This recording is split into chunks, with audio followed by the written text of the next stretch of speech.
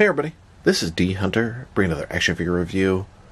Today, we're going to look at the McFarlane DC Multiverse Batman Year 1 Batman. This is a Gold Label Walmart exclusive, and this is the Black and White Noir Edition Platinum Chase variant. So let's take a look at the packaging.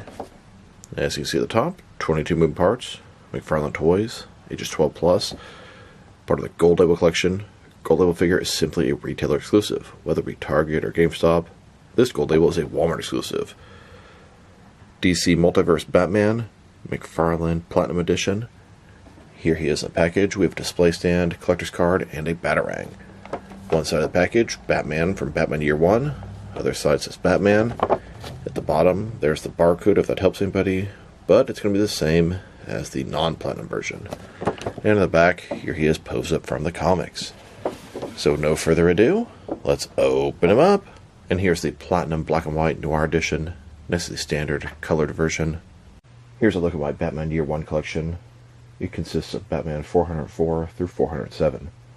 I have first prints of all the issues, and recently they reprinted them all, including a blank copy of 404. Alright, now that we have this figure out of the package, here he is with all the accessories laid out. We have a display stand, a collector's card, and a Batarang. Before I take a look at all that, let's talk about and check out the figure. So this is Batman from Batman Year 1, and this is the Platinum Chase variant, a Black and White Noir Edition. I believe both the Black and White Batman and Gordon are based off the cover of Batman Year 1, number 4. This is on a brand new base body, but it uses a few parts from the Rebirth body, so let's take a closer look. Starting with his face here, looks pretty good. Black and white, stern expression, semi-short, semi-long ears, white lenses in the eyes, large bat symbol with no oval. It is a brand new torso and stomach. It uses some of the Rebirth parts of the arms. The belt looks fantastic, those pouches, the coloring. I do still want to get another Platinum Chase variant so I can do a head and trunk swap with the original and have sort of a colored version on the lighter gray suit, which is pretty accurate to the comics. Although it depends on which comic, which panel you're looking at. Double jointed elbows, double jointed knees, cloth soft goods cape with a bendy wire for posing purposes. Overall, a pretty solid release. And a closer look at his face and head sculpt, which I think came out very nice. The mouth looks great, the serious expression, the sort of lines on the cheeks. The cowl looks good as well. You can really appreciate the sculpt in the black and white version, although it looks good on the color as well.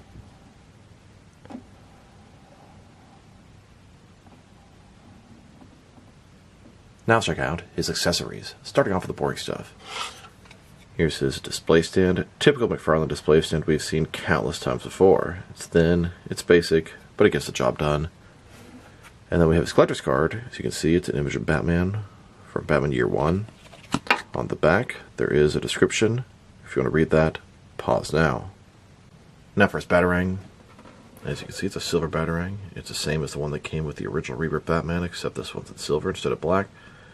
It's a nice bat symbol shaped Batarang. Works good with the Year 1 Batman. Here's a look at Batman holding and getting ready to throw that Batarang. Now let's talk about his cape. His cape is made of cloth soft goods and has a bendy wire on either side. You can do some pretty nice posing in all different directions. Now, I was trying to recreate the sort of pose from the front of the comic, where he sort of has his cape kind of like this, and honestly needs to stretch it a little bit further to the front for it to really pull off quite right. You can have him sort of coming down, the cape sort of flying above him. What I like to do is have the cape fluttering in the wind. An easy way to do that is sort of take the cape, go over the finger, go back down over another finger, and then back up one more time, and you kind of have a quick version of Batman's cape flowing in the wind. Of course, take the other side, bend it around as well. I can spend a little time making this look a little bit better, but for now, you have a quick makeshift version of Batman with his cape flowing in the wind, and tell you the truth, it looks pretty damn good. Now I want to check out the reuse differences and similarities between this black and white Year 1 Batman and the regular version. And it is 100% the same figure, same sculpt, same articulation. Now I am still on the hunt for one more of this Platinum Year 1 Batman, In order to do a trunk swap between these two guys and a head swap, here's an example of how the black and white one would look with a color head on it. If I can just get one more Platinum Year 1 Batman, I could do a trunk swap as well, and then I can have an accurate version of the Year 1 Batman to at least some of the comic panels more so than some of the others. Sometimes he's drawn in a darker gray, sometimes a lighter gray. So let's take a closer look at these guys. Now personally, I do prefer the colored version because it has all that detail and it makes sense to take photos with it, have with other figures, etc., but there's definitely some charm to this noir version, which is appropriate to a younger Batman in a sort of older type setting. They both look very good. The lighter gray, the pouches, looks fantastic. The face, it's all there. Very, very solid Batman release. Only a couple of very minor complaints, which we will get to right now. So, he uses some pieces of the Rebirth Batman. You can see they're pretty much the exact same height, shoulder to shoulder. The heads are different. The torso and stomach are different, and I appreciate it because this guy's always sort of twisted around. You can never get him to be straight. He does have the same biceps as this guy. Now, what I don't like is he has a sculpted line going through his chest into his bicep. He still has the line on his bicep, which is not accurate to the rest of the figure. And if you're going to make so many new parts, just make the last new part as well. The forearms are different. The hands are the same. I see a lot of people complain this hand is way too small, but guess what? I didn't really see anybody complain about it on this guy, and it's the exact same set of hands.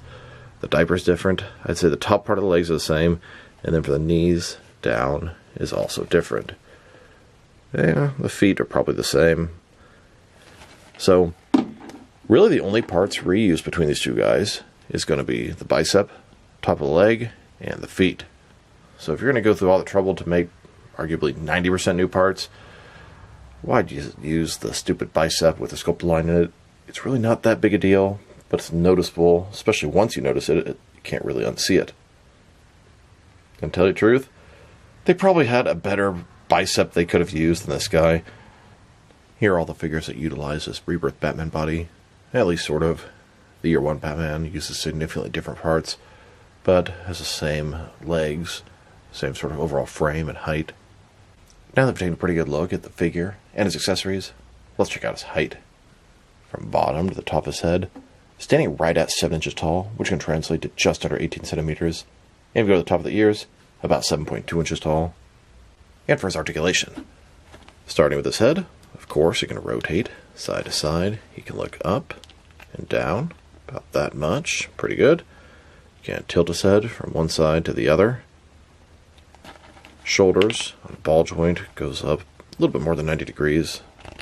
Up, down, around, all that good stuff. He's got this butterfly ring between his shoulder and chest. Increase the range of motion and cover a large gap that would be there. Bicep cut. Double jointed elbows. His wrist can rotate and it's hinged as well. In his torso he has a ball joint. Rotate around, forward and back. Hey, you can really pull it back if you try. Okay. And then his waist, another one. Rotate around, forward and back. Between the two, very good range of motion in the torso area. And I think the sculpt is very nice on the stomach and the torso. Legs complete as the splits, McFarlane style hip joints. Rotation is very good on him. Legs go forward, about that much. Back, not at all. Double jointed knees. And the ankle, forward and back. Rotate, tilt, rock, and toe articulation. Here's like a Batman, similar to a pose of the cover of Batman 405, Year 1, Part 2. And here's that same image in black and white. This is the Platinum Edition, the Noir Edition, the Black and White Edition, whatever you want to refer to it as. And here's a look at Batman on top of a rooftop of Gotham, batarang in hand, protecting and watching over his city. Here's a warehouse full of the GCPD SWAT team, led by Brandon himself. They're trying to take down Batman, the Dark Knight. Batman in the corner, waiting to make his move. Now let's check him out. Next is some of the action figures, starting off with some of their Year 1 and McFarlane figures. Here are both versions of the Year 1 Batman, the Platinum Black and White Noir Edition, and the standard color version. And here's the entire Year 1 collection. We really just have the two characters, Batman and Lieutenant Jim Gordon. Of course, they both have Platinum Chase variants. And it really shocks me that no other company has ever done a Year 1 Batman. Mattel, DC Direct, any of those companies. So it's really cool and refreshing to get this guy by McFarlane. Now what else could they possibly make from Year 1? Well, the most obvious choice would be Catwoman. Carmine Falcone would probably be next. Bruce Wayne, all kind of other stuff. But I'd say if we had Batman, Gordon, and Catwoman, I'd be fairly content with the Year 1 collection. And here he is, next to all three versions of McFarlane's Year 2 Batman. Year 1 Batman, Year 2 Batman, hell, maybe they'll make a Year 3 Batman and Nightwing eventually.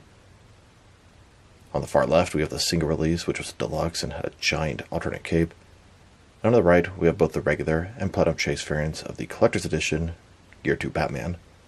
Now there's a fourth version coming out, and that's a black and white accent, Big Bad Toy Store exclusive, should be coming out pretty soon. And since this guy is a Platinum Chase variant, let's check out all the different Platinum Chase variants McFarlane has released. Here are all the different Platinum Chase variants from 2020 through the end of 2023. And then here are all the Platinum Chase variants from 2024. Boy, did they really crank up the volume. They were cranking out so many Platinums last year, and it looks like this year's going to be about the same. And here's a look at all of the 2025 Platinum Chase variants. We have the Silver Platinums on the left, and the Red Platinums on the right. And even though I have most of them, here's what I'm still looking for.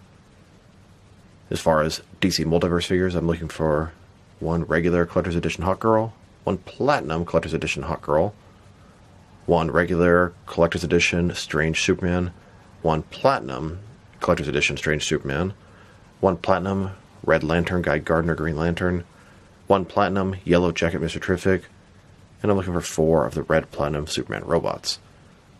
Hopefully, on Sunday, when Target street dates hit, I'll be able to get all those new figures, fingers crossed. And for the Superpowers line, I'm still looking for the Wave 4 Walmart exclusive Black Manta, and one more of the recent Unmasked Batman figures.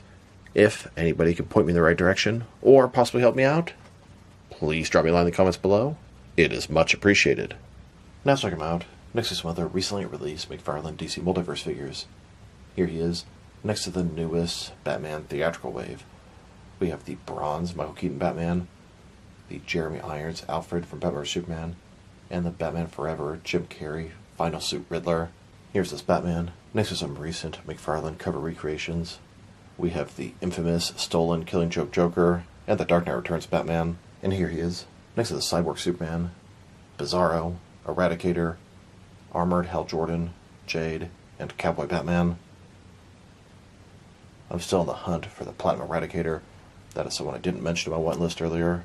Then, next to both the regular and Platinum Chase variants of Icon, and now, with the Amazon exclusive glow-in-the-dark Captain Carrot, here's this Batman, next to the GameStop exclusive Frostbite Red Hood and George Clooney Batman. And here he is, next to the Wave 10 Collector's Edition figures, both the regular and Platinum Chase variants of Deadshot, Year 2 Batman, and Adam Strange. And finally, with the 4th digital wave, both the regular and Platinum Chase variants of Two-Face and Dr. Fate, and the Silver Age Superman. Now let's check him out, next to some action figures from different various companies, so we can see how he fits in both scale and style-wise, in case you want to know which ones you can mix him with. Since he's a McFarlane toy, they're typically the 7-inch scale. I'm going to start off my comparisons with some of the large action figure lines I collect, and work my smaller, and I'm going to include as many Batman figures as I can during these comparisons. Here he is, next to several different McFarlane DC Multiverse Batman figures, and now, with some Jack-specific wrestling figures, and some Devin Select toys. Here's his Batman, next to some hand soap from our bathroom, and here he is, with some DC Direct and NECA figures. Then, with both some Mattel and Jazzwares wrestling figures, and now, with some Mezco and Mattel Batman figures. Next, with some Mafex and Hasbro Marvel Legends, and finally, with some SH Figure Arts and Jazzwares Fortnite figures. So overall, it's a pretty cool Batman figure. I do prefer the color version because it's just frankly more useful in different scenarios. This is more like a collector's item, more of a display piece. I think the fact that it's black and white is cool. It's a Noir edition, Platinum Chase variant, and I think it makes perfect sense for a Year 1 Batman. I like the figure itself. I do wish they didn't give the biceps that had those inaccurate sculpted lines, but it's a very minor complaint. He could have come with more accessories. Just one batarang. Could have at least had another pair of hands. Still, I do really like the irregular figure. This one, not quite as much, just because it's not quite as useful, but it's still really cool to have in the collection. If I had to rate this guy, probably give him a 6 out of 10. Kind of on the low side, but it's a black and white figure. He's not going to be in my Gotham City, interacting with other figures and characters. He's mostly just for the shelf, and that's okay. So this is D Hunter. Thank you for watching this video. If you liked the video, press like below. If you have anything you want to save the video, add to the comment section. If you want to see additional action figure reviews from me, press subscribe. I do appreciate when you do that. Once again, this is D Hunter. Thank you for watching, and I will talk to you guys real soon.